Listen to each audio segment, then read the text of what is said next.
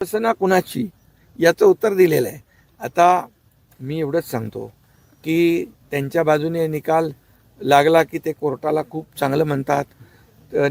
त्यांच्या विरोधात निकाल लागला की कोर्टालाही मार्गदर्शन करतात, कोर्टावरही आरोप करतात, शिव्या देतात, निवडणूक आयोगालाही शिव्या देतात. ही त्यांची जी काही वृत्ती आहे ही त्यांची या सगळ्या आता सुनावणी जी सुरू आहे त्यामधून दिसून येते. त्यामुळे आम्ही काय त्याच्याकडे लक्ष देत नाही. आम्हाला न्यायालयावर विश्वास आहे आणि जो न्याय आहे तो न्याय ज्याच्याकडे मेजॉरिटी असते. आता आणि बरं दुसरी गोष्ट डिस्क्वालिफिकेशन जे म्हणतात त्याचा टेन्युअर पण संपला आहे आमदारांचा. कपिल सिब्बल ते त्यांची बाजू मांडतात.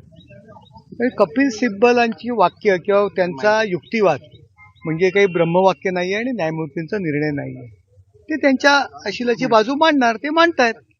आतापर्यंत राम मंदिराच्या भूमिकेसंदर्भात असेल, 370व्या कलमासंदर्भात असेल, त्यांनी वेगवेगळ्या भूमिका मांडल्या होत्या. परंतु त्यांनी जे काही भूमिका मांडल्या त्या काही सत्य नाही आहेत किंवा ब्रह्मवाक्य नाही आहेत. न्यायाधीश यावरती निर्णय देतील.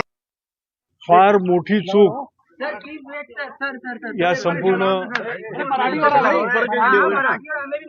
लोकशाहीच्या या प्रक्रियेमध्ये हे निर्णय देताना इलेक्शन कमिशनची झालेली जो प्रकर्षण आहे उजेडास आलेली आहे.